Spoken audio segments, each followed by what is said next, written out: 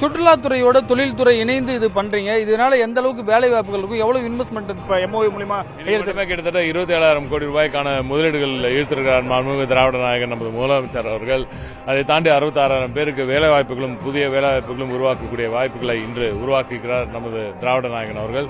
இந்த சுற்றுலா இந்த ஒரு சம்மிட்டை பொறுத்த வரைக்கும் தமிழ்நாட்டில் இதுவரைக்கும் இந்தியாவில் டாப் டெஸ்டினேஷனாக தமிழ்நாடு தொடர்ந்து இருந்து வருகிறது.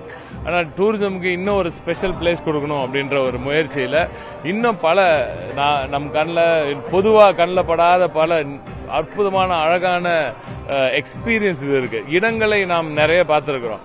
ஆனால் அந்த எக்ஸ்பீரியன்ஸை ஒரு எப்படி சொல்றதுன்னா, இப்போ ஒரு ஹோம் ஸ்டேஸ்லாம் இருக்கு இல்லையா, நம்மளோட கல்ச்சர் ஆர்ட்ஸ் இது எல்லாத்தையும் நம்ம செலிப்ரேட் பண்றோம், எல்லா இடத்துலையும் யூஸ்வலாக பார்க்கறோம். ஆனால் அது தாண்டி இங்கே இருக்கிற மனிதர்கள், இங்கே இருக்கிற அந்த கலாச்சாரம், அது தமிழ்நாட்டோட ஒரு மிகப்பெரிய ஒரு வலிமை. அந்த வலிமையை இன்னும் அடுத்த கட்டத்துக்கு கொண்டு போய் சேர்த்து மக்களோட பார்வை கொண்டு போய் சேர்த்து அற்புதமாக சொன்னார் முதலமைச்சர். சொன்னார், இங்கே வரும்போது நீங்கள் ஒரு எக்ஸ்பீரியன்ஸ் எடுத்துகிட்டு போகிறதோட இங்கே நண்பர்களையும் உறவினர்களையும் இங்கே இருந்து நீங்கள் எனக்கு தமிழ்நாட்டில் இன்னொரு வீடு இருக்குது அப்படின்னு சொல்கிற அளவுக்கு உங்களோட எக்ஸ்பீரியன்ஸ் இங்கே தமிழ்நாட்டில் இருக்குன்னு சொன்னார் முதலமைச்சர். ரொம்ப அழகாக சொன்னார்.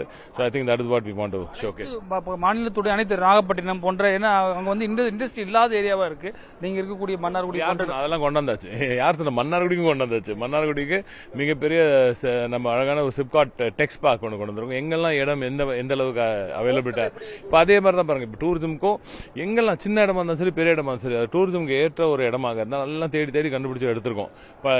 அரசாங்கத்திலோட பல டிபார்ட்மெண்ட்ல இருந்த இடங்கள்லாம் சும்மா அது யூஸ் பண்ணாமல் இருந்த பல இடங்கள்ல எடுத்து இப்போ அதை ப்ராப்பராக அங்கே இருக்கிற டூரிசம் டெவலப்மெண்ட்டுக்காக யூஸ் பண்ணுறதுக்காக எடுத்துருக்கோம். அது அங்கே இருக்கிற லோக்கல் எக்கானமிக்கு ஒரு மிகப்பெரிய ஒரு மல்டிப்ளையராக இது நிச்சயமாக இருக்கும். ஒரு 5 வருஷம் கழிச்சு எவ்வளவு ஒரு டெவலப்மெண்ட் இருக்கும் சார்?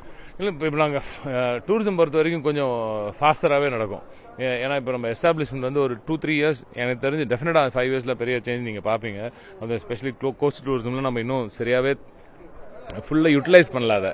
அந்த ஸ்ட்ரென்த், அது மேசிவ் ஸ்ட்ரென்த்து, அது இன்னும் ஃபுல்லாக யூட்டிலைஸ் பண்ணல. அதனால தான் இந்த மாதிரி ஒரு புதிய ஒரு முயற்சியை எடுக்கணும்னு மாண்புமிகு முதலமைச்சர் அவர்கள் சொல்லும்போது, எனக்கும் நம்ம மாண்புமிகு டூரிசம் மினிஸ்டருக்கும் சொல்லும்போது, இதுவரை நாம் உபயோகப்படுத்தாத இடங்கள், நம்ம மக்களோட இயல்பான அந்த ஒரு அன்பும் அந்த பாசமும் உலகத்துக்கு தெரியணும். அவர்களோட இயல்பான அந்த வாழ்க்கை முறை அது உலகத்துக்கு தெரியணும். எப்படி இதுவரை longest the oldest continuously spoken language, தொடர்ச்சியாக பேசப்பட்டு வரும் ஒரே காலங்கள் கடந்து பேசப்பட்டு வரும் ஒரு மொழியாக தமிழ் எப்படி இருக்கிறது, தமிழின் கலாச்சாரம் என்ன, தொன்மை என்ன, அதன் மூலம் இந்த மக்கள் இந்த உலகிற்கு கொடுப்பது என்ன, இதெல்லாம் நீ பறைசாற்ற வேண்டும் என்று எங்களுக்கு உத்தரவிட்டார். அந்த நோக்கத்தோடு தான் செயல்பட்டு இருக்கோம். இப்போ இது ஒரு ஸ்டார்ட் தான். இன்னைக்கு ஸ்டார்டிங்கில் இந்த எமோஷன்லாம் போட்டிருக்கோம். பட் இன்னைக்கு இப்போ நடக்க போகிற ஈவெண்ட்ஸ் தான் ரொம்ப முக்கியம்னு நான் கருதுகிறேன். இன்னும் அதிகமாக கருதுறேன். ஏன்னா இங்கே நிறைய உலகத்துலேருந்து பல இடத்துலேருந்து நிறைய இம்பார்ட்டன்டான ஆளுங்கள்லாம் வந்திருக்காங்க. அவங்களோட டிஸ்கஷன் மூலமாக பல ஐடியாஸ் வரப்போகுது. ஸோ புதுமையான டூரிசம் சிந்தனைகள்லாம் இங்கே வரப்போகுது. அதை தமிழ்நாடு எப்படி யூஸ் பண்ணிக்க போகுதுன்னு நீங்கள் பார்ப்பீங்க. திராவிட மாடல் 1 வெர்ஷன் 1 இப்போ இதுக்கு ஒரு லான்ச் பேட் ரெடி பண்ணியிருக்கு. அடுத்து திராவிட மாடல் 2ல நிச்சயமாக விண்வெளிக்கு இந்த ராக்கெட் அற்புதமாக பறந்து செல்லும். எதுங்க ஃபுட்பால், அதான் சொல்லணும், ஃபுட்பால் இன்க்ரீஸ் மட்டும் ஃபோக்கஸ் கிடையாது. ஃபுட்பாலோட குவாலிட்டி இன்க்ரீஸ் பண்ணணும்.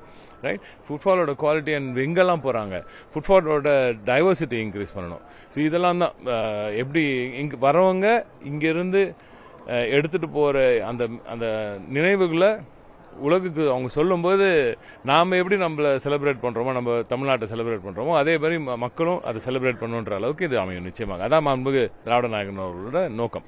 மாமல்லபுரத்தில் நடைபெற்று வரக்கூடிய இந்த உச்சி மாநாட்டில் பல்வேறு விஷயங்களை புதிய தலைமுறைக்காக தெரிவித்திருக்கிறார். புதிய தலைமுறைக்காக ஒளிப்பதிவாளர் விஜயுடன் ரமேஷ்.